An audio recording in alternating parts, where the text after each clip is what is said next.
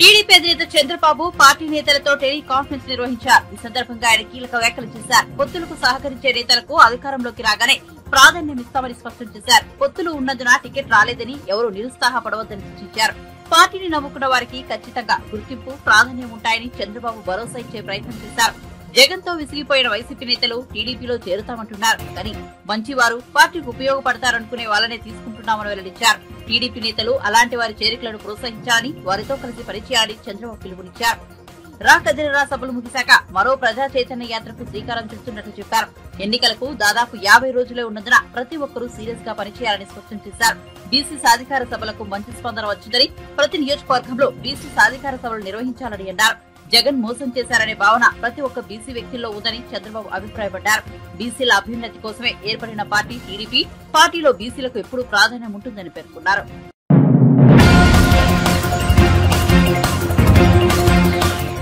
TDP అధినేత చంద్రబాబు నివాసంలో శుక్రవారం రాజశ్యామల యాగం నిర్వహించారు. 3 రోజుల పాటు ఇది కొనసాగనుంది. మొదటి రోజు పూజా కార్యక్రమాలు. యాగకర్తల్లో చంద్రబాబు, ఆయన సతీమణి భువనేశ్వరుడు పాల్గొన్నారు. 50 మంది ఋత్వికులు యాగాన్ని నిర్వహించారు. ఆదివారం నిర్వహించే పూర్ణాహుతితో ఇది ముగియనుంది.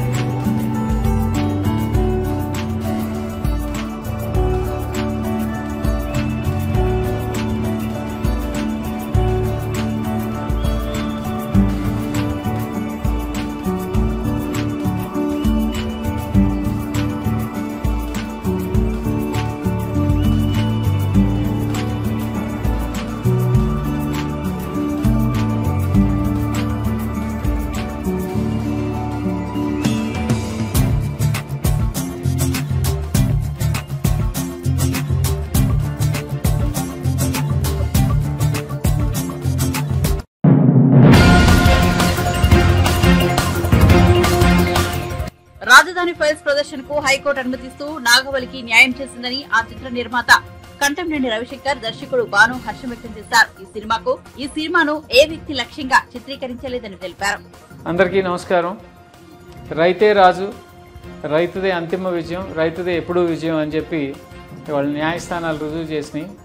అహానికి అడ్డుకట్ట వేసి నాగలికి న్యాయం చేసింది. మా రాజధాని ఫైల్స్కి ఉన్న చిన్న అడ్డంకి ఈ రోజుతో తొలగిపోయింది. మిమ్మల్ని ఆదరించి మాకు అండగా నిలిచి ఈ 2 రోజుల నుంచి మాకెంతో ధైర్యాన్ని ఇచ్చిన ప్రతి ఒక్కరికి పేరు పేరున ధన్యవాదాలు తెలియజేస్తూ ఈ చిత్రాన్ని అఖండ విజయం చేకూర్చాలని చెప్పి మరొకసారి మీ అందరికీ విన్నవిస్తున్నాను. దీంట్లో ఈ చిత్రం ఉద్దేశం రైతులకి జరిగిన అన్యాయాన్ని ఎత్తిచూపి, రైతులకు ఎవరైతే అన్యాయం చేస్తారో వాళ్ళు ఏ విధంగా నాశనం అయిపోతారో చూపించడమే మా ముఖ్య ఉద్దేశం. అంతకుమించి ఏ వ్యక్తుల్ని టార్గెట్ చేయాల్సిన అవసరం మాకు లేదు. రైతు జోలికి వెళ్ళకుండా ఉంటే మేము ఈ సినిమా కూడా తీసేవాళ్ళు కాదు. సినిమా తీసింది కూడా రైతుల కోసం, ఒక రైతు బిడ్డగా నా వంతు కర్తవ్యంగా తీశాను. ప్రతి ఒక్క రైతు బిడ్డ ఈ సినిమాలు చూడండి. మాకు ఈ 2 రోజుల నుంచి ఫ్రీ పబ్లిసిటీ ఇచ్చిన ప్రతి ఒక్కరికి కూడా చాలా ధన్యవాదాలు. ఈ కాంట్రవర్సీ మూలంగా మాకు పెట్టుబడి లేని పబ్లిసిటీ వచ్చింది. దానికి కూడా చాలా చాలా కృతజ్ఞతలు తెలియజేసుకుంటూ మీరందరూ కూడా ప్రతి ఒక్కళ్ళు కూడా థియేటర్లకు వెళ్ళి ఈ సినిమాని చూపించి రైతులకు సంఘీభావం తెలియజేసి ఈ సినిమాకి అఖండ విజయం చేకూర్చవలసిందిగా కోరుకుంటున్నాను. Thank you. అందరికీ నమస్కారం అండి. రాజధాని ఫైల్స్ ఎంత ఎమోషనల్గా ప్రజల్లోకి వచ్చిందో తెలుసు. ట్రైలర్ 1,40,00,000 మంది దాదాపు ట్రైలర్ని చూసి దీన్ని అప్రిషియేట్ చేశారు ఈ సినిమాని. ఎప్పుడెప్పుడు ఆ సినిమాని అందరూ వెయిట్ చేస్తూ ఉంటే 15వ తారీఖు రిలీజ్ అయింది ఈ నెల. ఈ సినిమా రిలీజ్ అయిన వెంటనే థియేటర్స్లో ప్రేక్షకుల్ని మొత్తం బయటికి పంపించేసి ఉన్న వాళ్ళందరినీ బయటికి లాగేసి కొన్ని చోట్ల 15 మినిట్స్, కొన్ని చోట్ల 20 మినిట్స్, కొన్ని చోట్ల హాఫ్ అన్ అవర్, కొన్ని చోట్ల ఫస్ట్ హాఫ్ అయిన తర్వాత థియేటర్ లాక్ చేసి జనాన్ని బయటికి పంపించేస్తే వాళ్ళు రోడ్ల మీద కూర్చుని మరీ అరిచారు, ఈ సినిమాని ఎందుకు ప్లే చేయరు మీరు, ఈ సినిమాను మాకు చూపించాలి, ఎందుకు చూపించట్లేదు అని చెప్పి ఎంతోమంది అభిమానులు చాలా డిసప్పాయింట్ అయిపోయారు, బాధపడ్డారు. రోడ్డు మీద ధర్నాలు కూడా చేశారు చాలామంది మహిళా రైతులు కానీ, మహిళలు కానీ, జెంట్స్ కానీ చాలామంది. ఏ ఎమోషన్తో అయితే మీరు ఆ సినిమా చూడాలనుకున్నారో దానికి న్యాయస్థానం మనకి సపోర్ట్ చేసింది. న్యాయమే ఫైనల్గా గెలిచింది. రైతే రాజు అంటాం మనం, అలాగే ఒక రాజు లాంటి తీర్పు వచ్చింది. ఈ రాజధాని ఫైల్స్ ఈ రోజు నుంచి పునఃప్రారంభమవుతున్న అన్ని థియేటర్లో కూడా మీరు ఖచ్చితంగా ఈ సినిమా థియేటర్కి వెళ్ళి ఎంత ప్రేక్షకాదరణతో ట్రైలర్ని ముందుకు పంపించారో అలాగే సినిమాని కూడా సూపర్ డూపర్ హిట్ చేస్తారని చెప్పి నేను మనస్ఫూర్తిగా కోరుకుంటున్నాను. రాజధాని కావాలనుకున్న ప్రతి ఒక్కళ్ళు, రైతుని గౌరవించే ప్రతి ఒక్కళ్ళు, రాష్ట్రం మీద అభిమానం ఉన్న ప్రతి ఒక్కళ్ళు ఈ సినిమాని చూడాలి. ఈ సినిమా రేటింగుల గురించి అట్ల గురించి మీరు పట్టించుకోవద్దు. కొన్ని సినిమాలు సామాజిక బాధ్యతతో వస్తాయి, సమస్య మీద వస్తాయి, ప్రజల యొక్క సంఘర్షణ మీద వస్తాయి. ఇవి మనం చూడాలి, ఆ విషయాన్ని మనం అప్రిషియేట్ చేయాలి, తెలుసుకోవాలి. ఎందుకంటే నచ్చిన వాళ్ళు నచ్చినట్టు, నచ్చిన వాళ్ళు మరోలాగా ఇంకోసారి ఇస్తారు. థియేటర్లో ప్రేక్షకులు ఉన్నా కూడా ఇద్దరే థియేటర్లో ఉన్నారు అని చెప్పి కూడా కొంతమంది పంపిస్తున్నారు వీడియోలు. ఎందుకంటే ఇవన్నీ కావాలని చేస్తున్న ప్రచారాలు. ఎందుకంటే నిజంగా సినిమా బాగాలేదు, జనం ఎవరు థియేటర్కి వెళ్ళట్లేదంటే మా సినిమాని ఆపాల్సిన పరిస్థితి ఎవరికి ఉండదు. ఎందుకంటే ఎలాగా ఆడని సినిమా ఇది, ఎందుకని వాళ్ళు వదిలేసేవారు.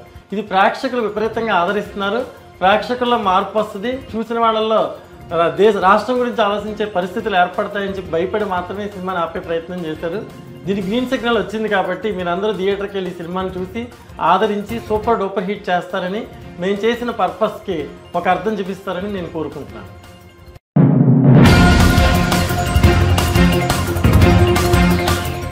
ఆపు ప్రభుత్వాన్ని కూర్చేందుకు కేంద్రంలోని అధికార బీజేపీ కుట్రలు చేస్తోన్నట్టు గత కొంతకాలంగా ఆరోపణలు చేస్తున్న ఢిల్లీ సీఎం అరవింద్ కేజ్రీవాల్ సంచలనానికి తెరతీశారు. ఢిల్లీ అసెంబ్లీలో శుక్రవారం విశ్వాస తీర్మానం ప్రవేశపెట్టారు. ఈ తీర్మానంపై చర్చ అనంతరం ఓటింగ్ జరగనుంది. విశ్వాసం తీర్మానం ప్రవేశపెట్టే సందర్భంగా సీఎం కేజ్రీవాల్ ఆసక్తికర వ్యాఖ్యలు చేశారు. తప్పుడు కేసులు పెట్టి పార్టీలను చీల్చడం, ప్రభుత్వాలను పడగొట్టడం ఇతర రాష్ట్రాల్లో చూస్తూనే ఉన్నాం. ఢిల్లీ లిక్కర్ స్కామ్ కేసును సాకుగా చూపి ఆప్ నేతలను అరెస్ట్ చేయాలనుకుంటున్నారు. ఢిల్లీ ఎన్నికల్లో వారు ఎప్పటికీ గెలవరు కాబట్టి ఆప్ ప్రభుత్వానికి కూలగొట్టాలనుకుంటున్నారు.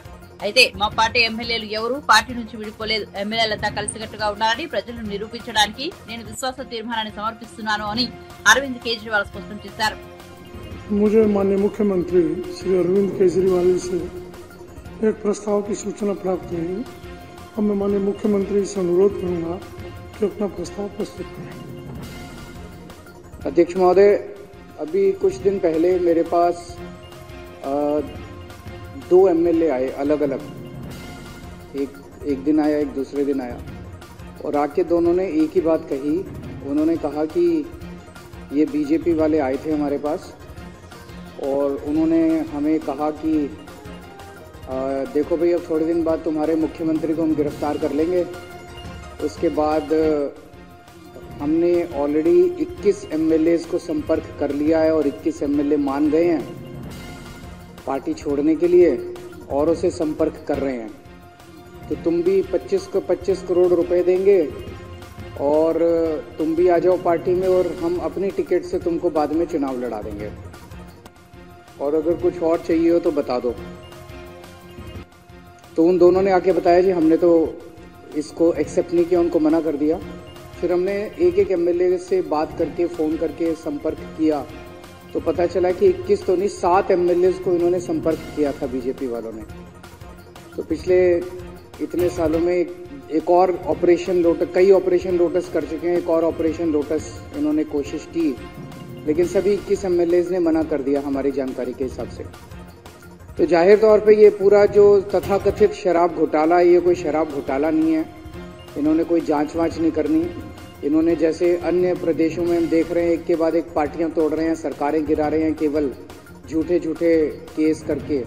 इनका मकसद यहाँ पे दिल्ली के अंदर शराब घोटाले की आड़ में गिरफ्तार करके आम आदमी पार्टी के सभी नेताओं को इन्होंने गिरफ्तार कर रखा है, गिरफ्तार करके, और इनका मकसद दिल्ली के अंदर सरकार गिराना है, क्योंकि इन्हें पता है कि दिल्ली में चुनाव तो जीत नहीं सकते, पूरी ज़िंदगी में भी नहीं जीत सकते दिल्ली में चुनाव।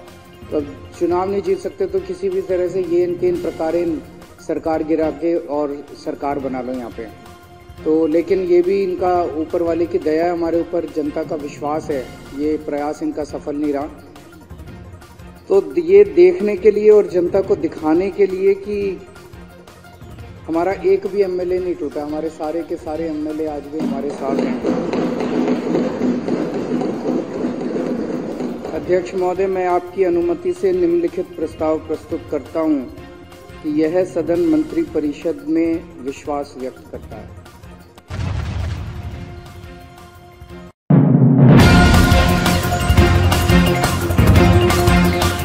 పలువురు బీఆర్ఎస్ ఎంపీలు ఎమ్మెల్యేలు తమతో టచ్ లో ఉన్నారని బీజేపీ జాతీయ ప్రధాన కార్యదర్శి కరీంనగర్ ఎంపీ బండి సంజయ్ ఆసక్తికర వ్యాఖ్యలు చేశారు. 8 మంది బీఆర్ఎస్ ఎమ్మెల్యేలు ఆ పార్టీకి చెందిన 5 సిట్టింగ్ ఎమ్మెల్యేలు పార్టీలోకి వచ్చేందుకు సిద్ధంగా ఉన్నారన్నారు. ఆయన శుక్రవారం మీడియాతో పిచ్చాపాటిగా మాట్లాడారు. ఎట్టి పరిస్థితుల్లోనూ బీఆర్ఎస్ తో పొత్తు ఉండదని తేల్చి చెప్పారు.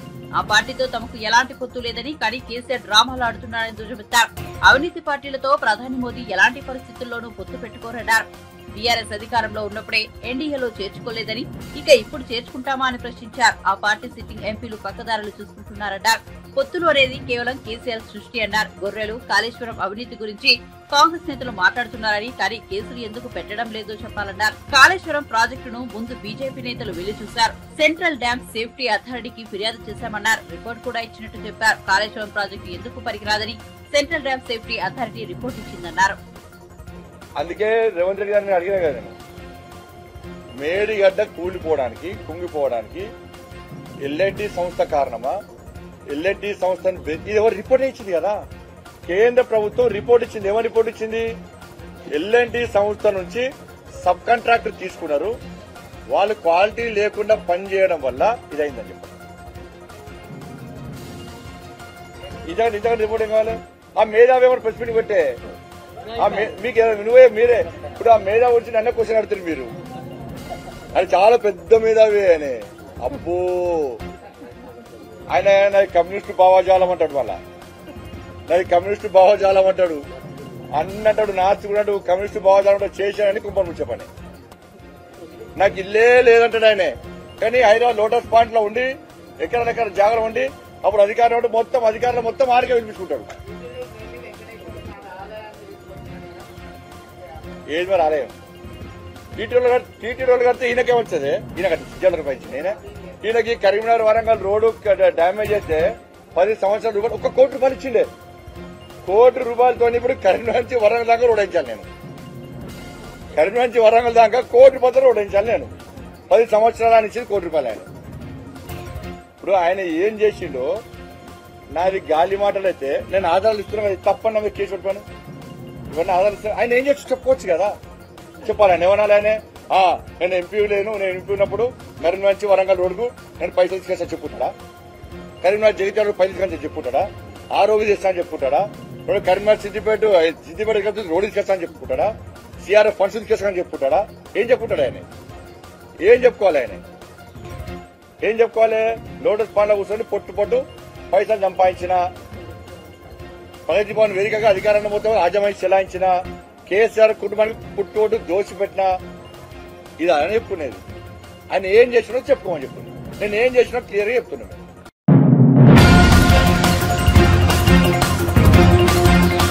రథసప్తమి సందర్భంగా టీడీపీ ఎంపీ రామ్మోహన్ నాయుడు అరసవెల్లిలో సూర్యనారాయణ స్వామిని దర్శించుకున్నారు. టీడీపీ అధికారంలోకి రాగానే రాష్ట్రంలోని దేవాలయాలను అభివృద్ధి చేస్తామన్నారు.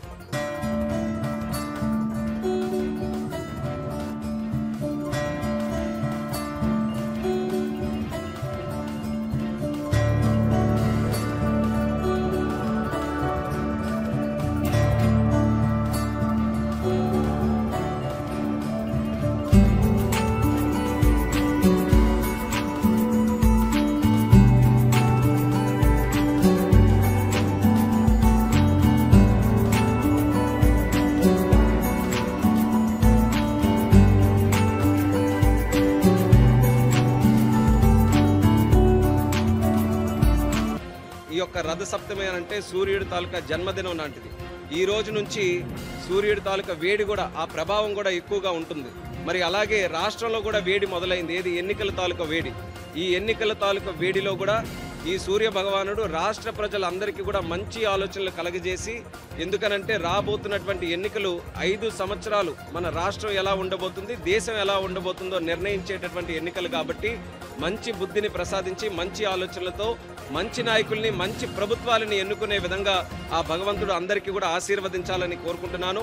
మేము కూడా వచ్చే ఎన్నికల్లో తెలుగుదేశం పార్టీ తరఫున ఉన్నాం కాబట్టి ఆ భగవంతుడు మాకు కూడా ఆశీర్వదించాలని, ముఖ్యంగా మా నాయకుడైనటువంటి చంద్రబాబు నాయుడు గారు. ఎందుకనంటే మేము ఎప్పుడు కూడా ప్రగాఢంగా నమ్ముతాం, చంద్రబాబు నాయుడు గారు ఆరోగ్యంగా ఉంటే, చంద్రబాబు నాయుడు గారు చక్కగా పనిచేస్తే ఈ రాష్ట్రం బాగుపడుతుంది, దేశం బాగుపడుతుందనే ఆలోచన ఉంది. కాబట్టి ఆ భగవంతుడికి మా చంద్రబాబు నాయుడు గారు కూడా ప్రత్యేకంగా ఆరోగ్య ఐశ్వర్యాలన్నీ కూడా ప్రసాదించాలని కోరుకుంటున్నాం. ఒక పక్కన మొన్నే చూసాం, అయోధ్యలో రామాలయం కూడా ప్రారంభోత్సవం జరిగింది. ఇలా సనాతన ధర్మానికి, మన తాలూకా హైందవ ధర్మానికి కూడా పెద్దపీట వేస్తూ మరి నరేంద్ర మోదీ గారు కూడా చేస్తున్నటువంటి కార్యక్రమాలు ఈరోజు భారతదేశానికి కూడా ఒక కొత్త రూపాన్ని అందించడం అనేది నిజంగా ప్రతి ఒక్క భారతీయుడు కూడా గర్వకారణంగా ఫీల్ అవుతున్నారు. మరి ఇటువంటి ఆధ్యాత్మిక కార్యక్రమాలు ఎక్కడ ఉన్నా సరే, చిన్నవైనా సరే పెద్దవైనా సరే, ప్రతి ఒక్కరు కూడా అందులో పాల్గొని మన తాలూకా ధర్మాన్ని, మన తాలూకా సంస్కృతిని, మన సాంప్రదాయాలని ప్రపంచానికి తెలియజేసే విధంగా అందరం కూడా కృషి చేయాలని కూడా ఈ సందర్భంగా తెలియజేసుకుంటున్నాం. రాష్ట్రంలో 5 సంవత్సరాలుగా ఆలయాలే కాదు, ఇక్కడ ఈ ప్రాంగణంలో ఉంటూ రాజకీయాలు మాట్లాడకూడదు కాబట్టి ఎక్కువగా మేము మాట్లాడదలుచుకోలేదు. కానీ భవిష్యత్తులో మాత్రం ఆలయాలు అభివృద్ధి చెందించాల్సినటువంటి అవసరం ఉంది. మాకు నమ్మకం ఉంది, మళ్ళీ వచ్చే ప్రభుత్వం మాది అవుతుందని. ఆ భగవంతుడి తాలూకు ఆశీస్సుల వల్ల, ప్రజల తాలూకు ఆశీస్సుల వల్ల మన దగ్గర చాలా పుణ్యక్షేత్రాలు ఉన్నాయి, జ్యోతిర్లింగాలు ఉన్నాయి. మరి కలియుగ వెంకటేశ్వర స్వామి తాలూకా తిరుపతి ఆలయం ఉంది. ఈ ఆలయాలన్నీ కూడా మరొకసారి ప్రక్షాళన చేసి మళ్ళీ ప్రపంచంలోనే ఒక ఉన్నతమైనటువంటి పుణ్యక్షేత్రాలుగా తయారు చేయడానికి మేము కూడా ఒక ఎజెండాని ప్లాన్ చేసుకున్నాం. ఖచ్చితంగా రానున్న కాలంలో అమలు చేస్తాం.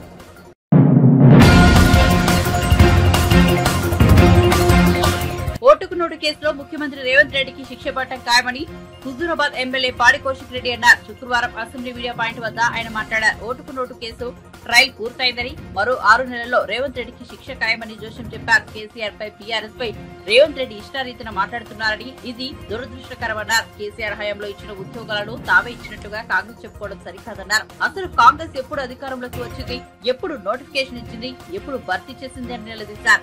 కాంగ్రెస్ ప్రభుత్వం 5 ఏళ్లు పూర్తి చేసుకోవాలని బీఆర్ఎస్ కోరుకుంటోందన్నారు. కాంగ్రెస్ పార్టీలోనే మంత్రులు, ఎమ్మెల్యేలు ముఖ్యమంత్రికి రివర్స్ అయ్యే అవకాశం ఉందని వ్యాఖ్యానించారు. కాంగ్రెస్ లో ఏక్నాథ్ షిండే అయ్యేది రేవంత్ రెడ్డి అన్నారు. నిత్యం అబద్దాలు చెప్పడమే పనిగా పెట్టుకున్న వారిని పాథలాజికల్ లయ్యర్ అంటారని, రేవంత్ రెడ్డి అదే కేటగిరీ కిందకు వస్తారన్నారు. హరీష్ రావుపై కాంగ్రెస్ నేతలు చేసిన వ్యాఖ్యల్ని తీవ్రంగా ఖండిస్తున్నామన్నారు. అధికారం శాశ్వతం కాదని రేవంత్ రెడ్డి గుర్తుపెట్టుకోవాలని హితవు పలికారు. నేను దయచేసి కాంగ్రెస్ పార్టీ మంత్రులని, ఎమ్మెల్యేలని జాగ్రత్తగా ఉండమని హెచ్చరిస్తా ఉన్నా. నాకు అక్కడక్కడ వినబడతా ఉంది, ఎందుకంటే తను ఏకనాథ్ షిండే కాబోతుండని చెప్పి సందర్భంగా మీకు తెలియజేస్తా ఉన్నాను. కాబట్టి మీ అందరు కూడా అప్రమత్తంగా ఉండాలని నేను కోరుతా ఉన్నాను. రేవంత్ రెడ్డి గారు పదే పదే అబద్ధాలు ఆడుతూ ఉన్నారు. ఈ అబద్ధాలు ఆడేటోళ్ళని ఏమంటారు తెలుసా? ఇంగ్లీష్లో ఏమంటారు తెలుసా? పదే పదే అబద్ధాలు ఆడేటోళ్ళని ఇంగ్లీష్లో పాథలాజికల్ లయర్ అంటారు. దాన్ని తెలుగులో వక్రీకరిస్తే రోగ లక్ష్మణ్ అబద్ధాల కోరు అంటారు. ఈ రోగ లక్ష్మణ్ అబద్ధాల కోరు మాట్లాడే మాట, అహంకారమైన మాటలు యావత్ తెలంగాణ సమాజం గమనిస్తూ ఉందని చెప్పి సందర్భంగా తెలియజేస్తా ఉన్నాను. అధికారం శాశ్వతం కాదు. వీర్రవీగకు. ఇప్పటికైనా ఈ రోగ లక్ష్మణ్ కోరు, అబద్ధాల కోరు ఇప్పటికైనా తన పద్ధతి మార్చుకుంటే బాగుంటుందని తెలియజేస్తూ సెలవు.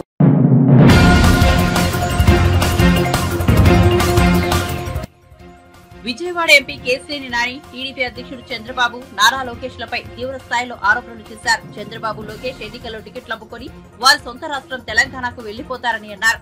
చంద్రబాబుకి ఇవే చివరి ఎన్నికలని స్పష్టం చేశారు. అమరావతి ప్రాంతంలో వారికి ఇల్లు కూడా లేదని, ఎన్నికలు అయిపోయాక టీడీపీ ఆఫీస్ తాళం వేసుకుని హైదరాబాద్ వెళ్లిపోతారని కేశినేని వ్యాఖ్యానించారు. ఈ సందర్భంగా చంద్రబాబు నాయుడికి చెబుతున్నా, జగన్మోహన్ రెడ్డిని చూసి బుద్ధి తెచ్చుకో, బుద్ధి కూడా కాదు సిగ్గు తెచ్చుకో.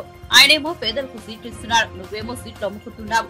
చంద్రబాబు, ఆయన పనికిమాలిన కొడుకు లోకేష్ ఎన్నికల టికెట్లు అమ్ముకొని ఆ డబ్బు పోగు చేసుకుని తట్టాబుట్టా సర్దుకుని వెళ్లిపోతారని కేశినేని నాని పేర్కొన్నారు. వ్యక్తి బడుగు బలహీన వర్గాలకు చెందినటువంటి వ్యక్తి సభాల తిరుపతిరావు యాదవ్ గారికి ముఖ్యమంత్రి గారు మైలవరం నియోజకవర్గ అభ్యర్థిగా నియమించారు, ప్రకటించారు. ఇంతకుముందు 1952 నుంచి మేవాడ నియోజకవర్గానికి ఎన్నికలు జరుగుతాయి. ఇప్పటి వరకు అగ్రకులాలు మాత్రమే ఈ ప్రాంతానికి ప్రాతినిధ్యం వహించారు. ఇప్పుడు ముఖ్యమంత్రి గారు జగన్మోహన్ రెడ్డి గారు మన బీసీ వర్గాలకు చెందినటువంటి తిరుపతిరావు యాదవ్ గారిని ఇక్కడ మైలవరం అభ్యర్థిగా ప్రకటించడం, పేద బడుగు బలహీన వర్గాలకి ఇటువంటి వ్యక్తులు అయితే సేవ చేస్తారు అని చెప్పి ఆయన తలంపుతో దీన్ని ఇక్కడ నియమించారు. నిజం చెప్పాలంటే మొన్నే ఇక్కడ మాజీ మంత్రి దేవినేని ఉమామహేశ్వరరావు చెప్పారు, ఇక్కడ సీటు టీడీపీ మా వాళ్ళే 100 కోట్లు 200 కోట్లు అమ్మేసుకుంటున్నారని చెప్పారు. కానీ జగన్మోహన్ రెడ్డి గారు పేదవాడైనటువంటి ఒక వెనకబడిన తరగతి వర్గానికి చెందినటువంటి యాదవ కులస్తుడైనటువంటి తిరుపతి రావు యాదవ్ గారిని మైలవరం అభ్యర్థిగా ప్రకటించాలని అది కేవలం జగన్మోహన్ రెడ్డి గారికే సాధ్యం. ఏదైనా కూడా సేవ చేయాలంటే మంచి వ్యక్తిత్వం ఉండాలి, సేవ చేసే గుణం ఉండాలి. డబ్బుతో పని లేదని జగన్మోహన్ రెడ్డి గారు చెప్తా ఉంటే సీట్లు అమ్ముకుంటున్నారు చంద్రబాబు నాయుడు అని చెప్పి స్వయాన దేవినేని ఉమామహేశ్వరరావు చెప్పాడు. ఆయన ఒకప్పుడు ఆయన పెద్దబాబు ఈయన చిన్నబాబు అనుకునేవాడు. ఆయనే చెప్పేవాడు, పెద్దబాబు చంద్రబాబు అయితే చిన్నబాబు నేను, ఆయన తర్వాత నేనే ఈ పార్టీలో అని చెప్పి. అటువంటి వ్యక్తి కూడా ఆయనకి అత్యంత ఆప్తుడు, ఆయనకి అత్యంత విశ్వాసపాత్రుడైనటువంటి వ్యక్తే చంద్రబాబు నాయుడు టికెట్లు అమ్ముకుంటున్నాడు, జగన్మోహన్ రెడ్డి గారు పేదవాళ్ళ టికెట్ ఇస్తాడని క్లియర్గా చెప్పాడు. కాబట్టి చంద్రబాబు నాయుడు టికెట్లు అమ్ముకుని ఆ డబ్బులు పోగు చేసుకుని చట్టపుట్ట చదువుకుని ఆయన సొంత రాష్ట్రం తెలంగాణ వెళ్ళిపోవడం ఖాయం. ఎందుకంటే ఈ 24 లాస్ట్ ఎన్నికలు చంద్రబాబు నాయుడికి. సో బాబు కొడుకులు కలిసి చంద్రబాబు నాయుడు గారు, ఆయన పనికిమాలిన కొడుకు లోకేషన్ గారు ఇద్దరు కలిసి టికెట్లు అమ్ముకుంటున్నారు, చందాలు వసూలు చేసుకుంటున్నారు, ఈ డబ్బులన్నీ మూట కట్టుకుంటున్నారు. రేపు ఎలక్షన్లో టీడీపీ సెంట్రల్ ఆఫీస్లో తాళాలు వేసి తెలంగాణ వెళ్ళిపోతున్నారు సొంత రాష్ట్రం. ఎందుకంటే వాళ్ళకి ఇల్లు కూడా లేదు. అమరావతి అంటారు, అమరావతి సెంట్రల్ వాళ్ళకి ఇల్లు కూడా లేదు. కాబట్టి చంద్రబాబు నాయుడికి చెప్తున్నా, జగన్మోహన్ రెడ్డి గారిని చూసి బుద్ధి తెచ్చుకో, బుద్ధి కూడా కాదు, సిగ్గు తెచ్చుకో. ఇటువంటి పేదవారైతే వీళ్ళకి సేవ చేస్తారని ఆయన ఆకాంక్ష, అతని లక్ష్యం కూడా. నువ్వేమో సీట్లు అమ్ముకుంటున్నావు, ఆయన ఏమో పేదవాళ్ళకి సీట్లు ఇచ్చి పనిచేయండి అంటున్నారు. ఇక్కడే కాదు, విజయవాడ వెస్ట్లో చూసుకుంటే ఒక కార్పొరేటర్ రాసిఫ్ గారు సామాన్యుడు ఆయన సీట్ ఇచ్చారు విజయవాడ వెస్ట్. అట్లాగే అనేక సీట్లు వాళ్ళ పేదవాళ్ళకి ఇచ్చి ఆయన అది సొంత పార్టీలో కార్యకర్తగా ఉన్నటువంటి వ్యక్తులకి ఇచ్చి, పార్టీ పట్ల నిబద్ధతున్నటువంటి వ్యక్తులకి ఇచ్చి ఆయన ఫ్రెండ్ సీట్ చేస్తారు. నువ్వేమో సీట్లు అమ్ముకుంటున్నావు, ఎస్సీలని బీసీలు కూడా ఎంత డబ్బులు పెడతావు, ఎంత ఇస్తామని పార్టీ ఫండ్ ఇస్తామని స్థితికి ఎన్టీ రామారావు పెట్టిన పార్టీలో చంద్రబాబు నాయుడు ఎక్కువ సీట్లు చంద్రబాబు.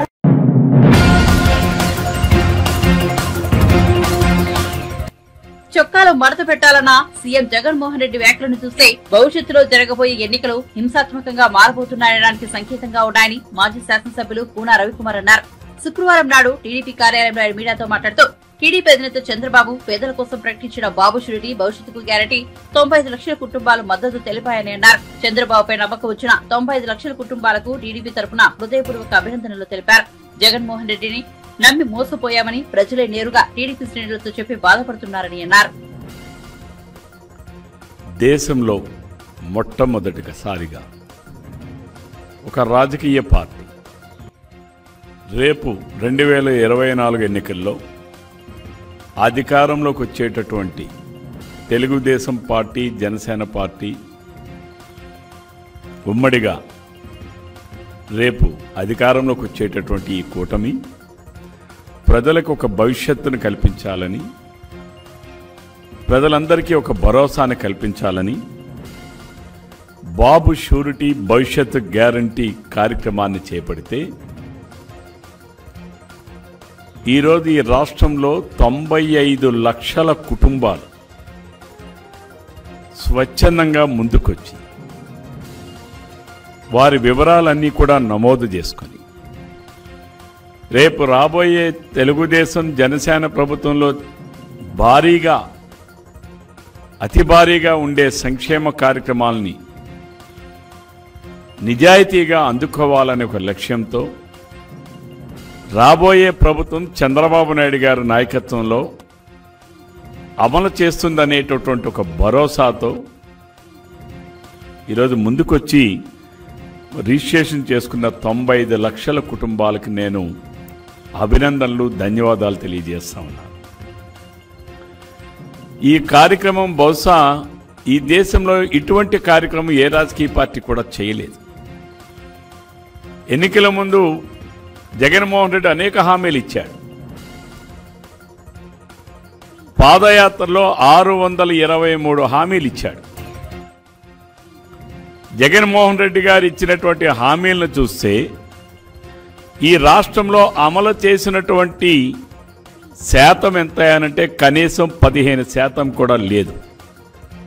ఒక అరాచకవాది, ఒక ఆర్థిక ఉగ్రవాది, ఒక అత్యంత అవినీతిపరుడు, మరి ఎన్నో క్రిమినల్ కేసుల్లో తన పాత్ర ఉన్నటువంటి వ్యక్తి ముఖ్యమంత్రిగా ఉంటే ప్రజలకు ఇచ్చినటువంటి హామీలు ఏ రకంగా అమలవుతాయి అనేది ఈరోజు ప్రజలందరూ చూశారు. ఆ రోజు తెలుగుదేశం పార్టీ శ్రేణులు ఈనాడు బాబు షూరిటీ భవిష్యత్ గ్యారంటీ కార్యక్రమంలో ఇంటింటికి సందర్శన చేసేటప్పుడు ప్రతి ఇంటిలో కూడా ఈ ప్రభుత్వం చేసిన అరాచకం పైన గలమిప్పారు. ఈ ప్రభుత్వం ఏ రకంగా సంక్షేమం పేరు చెప్పి దోచుకుంటుందో గలమిప్పి చెప్పారు. ఈ జగన్మోహన్ రెడ్డి ప్రభుత్వం సంక్షేమం పేరు చెప్పి గీతకాయ ఇచ్చి గుమ్మడికాయ ఎలా దోచుకుంటున్నాడో ప్రతి ఇంటి నుంచి కూడా ప్రజలు స్వచ్ఛందంగా ముందుకొచ్చి చెప్పారు. అధిక పన్నులు వాతతో, అధిక ధరలతో ఈరోజు రాష్ట్రంలో ఉన్నటువంటి సామాన్యమైన ప్రజానీకం, మధ్యతరగతి ప్రజానీకం, కూలీ నాలీ చేసుకునేటటువంటి ప్రజానీకం ఈరోజు ఏ రకంగా మేము బాధపడుతున్నది అనేటటువంటిది చాలా స్పష్టంగా ప్రతి ఇంటిని తెలుగుదేశం పార్టీ శ్రేణులు వెళ్ళేటప్పుడు వాళ్ళు వినిపించినటువంటి వాళ్ళ తాలూకా ఘోషణ చూస్తూ ఉంటే ఈ ప్రభుత్వం అరాచకాలన్నీ కూడా బయటపడతా ఉన్నాయి. ఈరోజు ఈ రాష్ట్రంలో ఉన్నటువంటి యువత కావచ్చు, మహిళలు కావచ్చు, కార్మికులు కావచ్చు,